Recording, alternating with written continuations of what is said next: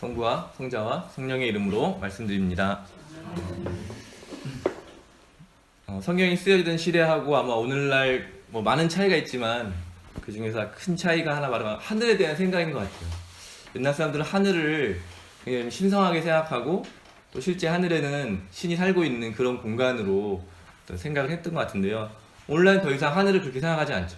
하늘을 과학적인 사고로 많이 생각하기 때문에 하늘은 저희가 과학 시간에 배우셨죠. 무슨 권 이렇게 나뉘어 있고 그 대기권을 뚫고 나가면 우주가 있다. 이렇게 생각을 하기 때문에 그러니까 이런 하늘에 대한 개념이 바뀌었기 때문에 오늘 승천, 예수님이 하늘로 올라가셨다 이 개념도 옛날 사람들은 아주 당연한 거거든요.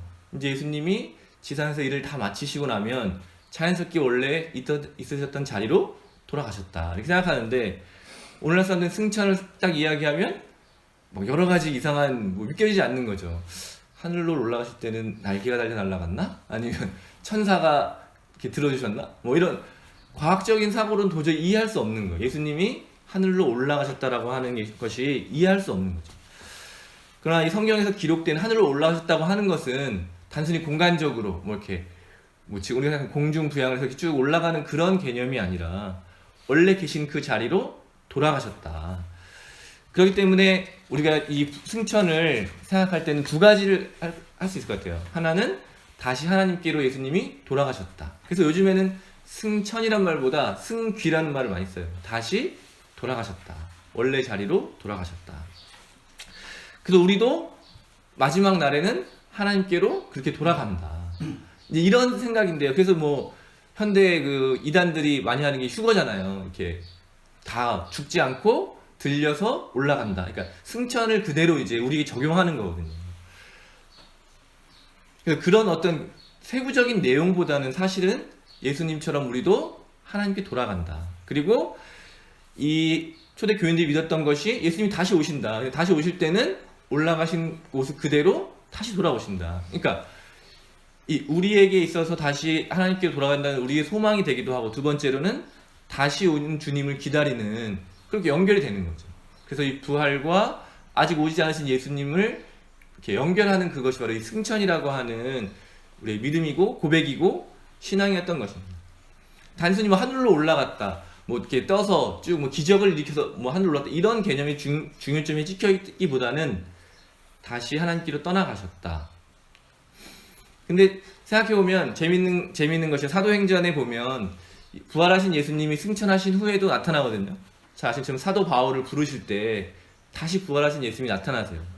그러니까 이 떠났다고 하는 개념을 어떤 우리처럼 사실적으로 생각을 하면 굉장히 성경이라고 하는 것, 우리 신앙이라고 하는 게 믿을 수 없는 것이 돼버리는데, 어떤 의미적으로 생각을 하면 왜 이런 말들을 썼는가, 왜 이런 고백들을 하고 이런 것을 믿게 되었는가를 생각해 보면 오늘날 우리에게 의미 있는 일들로 이것들을 다시 기억할 수 있게 된다는 사실을 먼저 우리가 기억했으면 좋겠습니다. 승천의 의미는 떠나갔다는 거거든요. 부활하신 예수님이 이제는 더 이상 예수님과 제자들과 함께하지 않고 떠나갔다. 그래서 요한복음에 보면 이미 제자들에게 약속하신 것이 내가 떠나는 것이 너희들에게 유익하다 이렇게 말씀하시거든요. 그렇기 때문에 우리 신앙은 예수님의 현존 가운데 머물러 있어야겠도 하겠지만 꼭 거기만 계속 머물 수는 없는 거예요. 우리가 예수님 곁에만 계속 머물고 싶은 그 마음은 당연한 거지만 예수님이 계시지 않는 것 같은 그런 부재의 상황을 인정하지 못하면 우리의 신앙은 끊임없이 어떤 부족함을 채우지 못해서 뭔가 결핍되어 있는 상태로 머물 수밖에 없는 것입니다. 예수님이 떠나심을 우리가 생각해 볼 때는 우리가 끊임없이 예수님과 함께하는 시간도 있지만 또 예수님이 없으시는 그 시간도 우리에게 필요하다고 합니다. 그래서 우리가 이렇게 신앙을 이렇게 표현하거든요. 현존과 부재 사이에 끊임없는 이런 순환, 또 이걸 우리가 통해서 하나님과 관계가 깊어진다는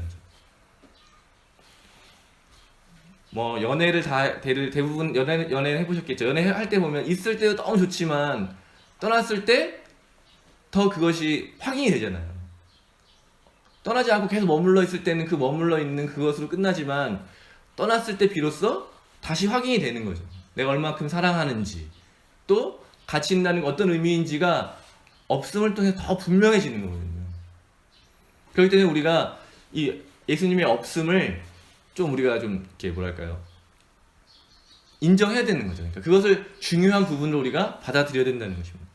성찬식을 할 때도 마찬가지죠. 우리가 성찬식을 할 때 예수님과 함께 이렇게 현존의 자리에 들어오는 거죠. 그런데 계속해서 매일 이렇게 살라고 하지 않잖아요. 다시 이 예수님과 현존하는 것은 이별이죠. 파송. 다시 세상에 자기의 자리로 돌아가서 살아가는 것으로 이렇게 연결되거든요. 그런 것처럼 예수님의 승천은 이런 다시 예수님의 현존과 부재 사이를 이렇게 왔다 갔다 하는 우리의 삶의 모습을 인정하는 것을 의미하는 것입니다. 그리고 또 자연스럽게 예수님의 떠남은 다른 하나님, 그 성령 하나님의 임재로 또 연결이 됩니다. 그리고 그것을 통해서 이제 교회가 시작이 되는 것이죠.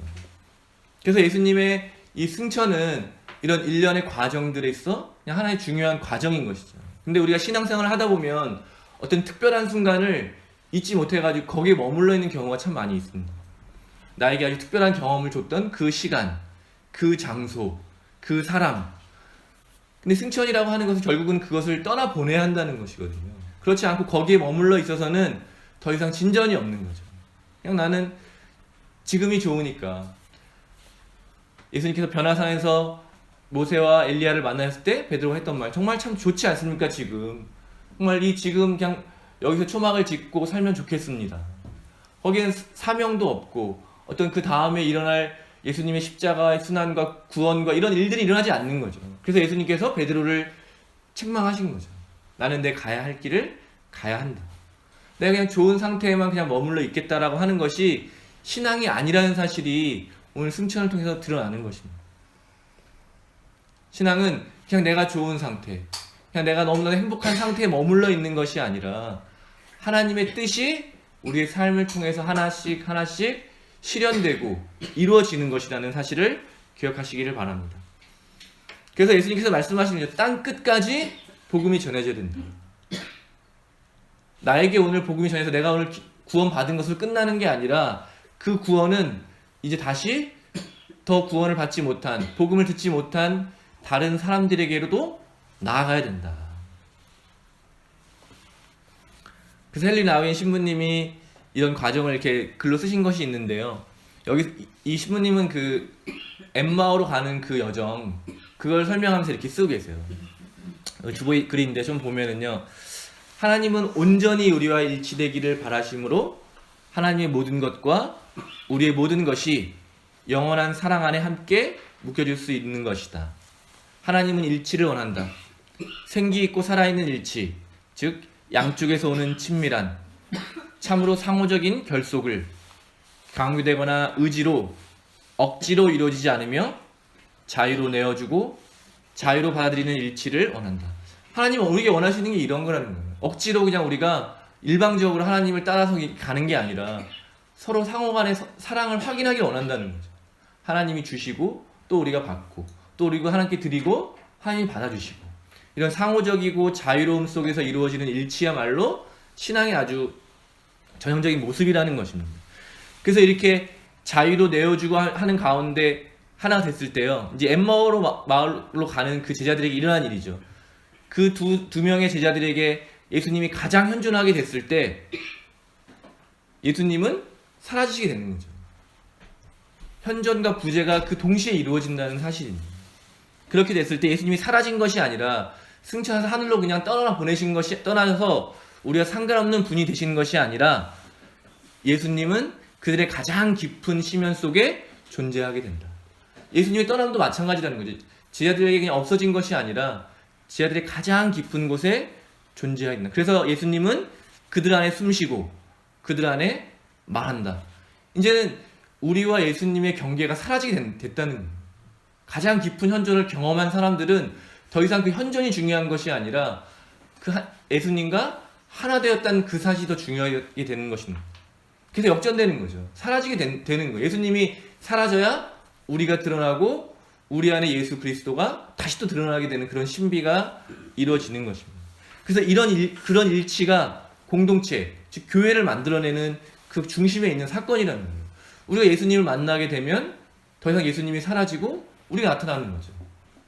그럼 우리 안에 예수님이 살아계신, 그리고 그런 예수님을 경험한 사람들이 예수님을 통해서 만나게 되는 이 공동체, 그래서 그 경험은 공동체를 만들어낸다는 거예요. 이 엠마오를 떠나온 사람들이 공동체를 떠나왔잖아요. 그런데 첫 번째 한 일이 다시 공동체로 돌아가는 일입니다. 이런 일치의 경험이 다시 공동체를 만들어내는 것이죠. 그래서 이 새로운 몸은 영적인 몸이라고. 오늘 사도 바울이 말한 것처럼 그리스도의 몸이다. 우리는 그리스도의 몸입니다. 그리고 만물의 모든 하나님의 계획은 그 안에서 완전해집니다라고 하는 이 성서의 말들을 이런 하나님을 깊이 만나고 현존을 통해서 우리가 예수님과 하나가 되는 그 일치를 경험하는 그 사실을 이해하지 못하고는 그 신비를 말할 수 없는 것이죠. 그런데 이 몸은, 영적인 몸은 그냥 뭐 영적으로 하는 게 아니라 아주 구체적인 방식으로 자신을 표현한다고 합니다. 아주 구체적인 방식이죠. 용서하는 것으로, 용서하고 서로 화해하고 서로를 지지하고 인정하고 서로를 세워주고 또 도움이 필요한 사람들에게 나아가고 고통받는 모든 사람들과 연대하는 마음을 갖고 정의와 평화에 대한 영원히 증가되는 관심 속에서 이처럼 일치는 공동체를 창조할 뿐만 아니라 항상 사명으로 이끈다. 오늘 예수님이 떠나가신 이 사건은 공동체를 만들어내고 이 공동체를 사명으로 이끌어낸다는 것이죠. 예수님이 말씀하신 이제 너희는 가서 땅 끝까지 복음을 전하라고 하는 그 사명으로 우리를 이끈다는 것입니다. 여러분, 우리가 예수님의 현존을 깊이 경험하게 되어서 결국 예수님이 우리의 깊은 곳으로 자리 잡게 되고 다시 세상을 향해서 우리가 드러나면서 예수님의 복음을 증거하는 그런 사명의 공동체가 되기를 바랍니다. 그래서 우리가 그냥 예수님을 만난 그 자리에 머물러 있는 것이 아니라 예수님을 떠나보냄으로써 그 깊은 사랑을 확인하고 또 우리가 하나님과 하나가 되어서 이제 우리가 이 땅에서 우리의 삶의 자리에서 그리스도의 삶을 살아가게 되기를 바랍니다. 성부와 성자와 성령의 이름으로 말씀드렸습니다.